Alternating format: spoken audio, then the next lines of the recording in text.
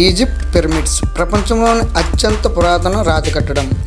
ఈ విషయం ప్రపంచంలో అందరికీ తెలుసు, కానీ మీకు తెలియని కొన్ని నిజాలు ఈరోజు చెప్పబోతున్నాను.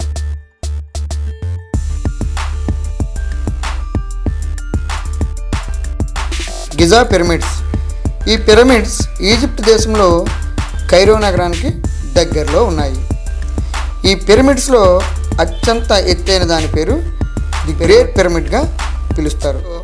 ఈ పిరమిడ్నే మనం ప్రపంచంలో 7 వింతల్లో ఒకటిగా పిలుస్తాం. ఈ పిరమిడ్స్ పక్కనే చిన్న చిన్న పిరమిడ్స్ చాలా ఉన్నాయి.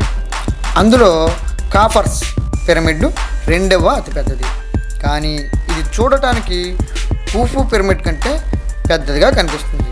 ఎత్తు విస్తీర్ణ లెక్కల్లో కూఫు పిరమిడ్డే పెద్దది. చరిత్రకారుల లెక్క ప్రకారం 2560 బీసీలో కూఫు పిరమిడ్ కట్టడం జరిగిందని ఒక అంచనా.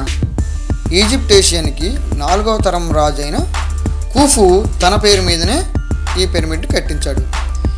ఈ పిరమిడ్ కట్టడానికి సుమారు 20 సంవత్సరాలు పట్టింది. ఈ పిరమిడ్ కట్టడానికి ఇతర రాజ్యాలను ఆక్రమించి అక్కడ జనాలను బానిసలుగా మార్చి కట్టించారని అనుకుంటుంటారు. కానీ కొంతమంది నిపుణులు వారి అంచనాల ప్రకారం ఈ కట్టడం బానిసలే కాదు, నైపుణ్యం ఉన్న వారు కూడా కట్టి ఉంటారని అంటున్నారు. పిరమిడ్ని నిర్మించడానికి సుమారు 1,00,000 మందిని వాడారు. వీరిని 5 భాగాలుగా విడదీసి ఒక్కొక్క భాగానికి 20,000 మంది ఉంటారని, ఆ భాగాలను జౌ లేదా పైలి అని పిలిచేవారు.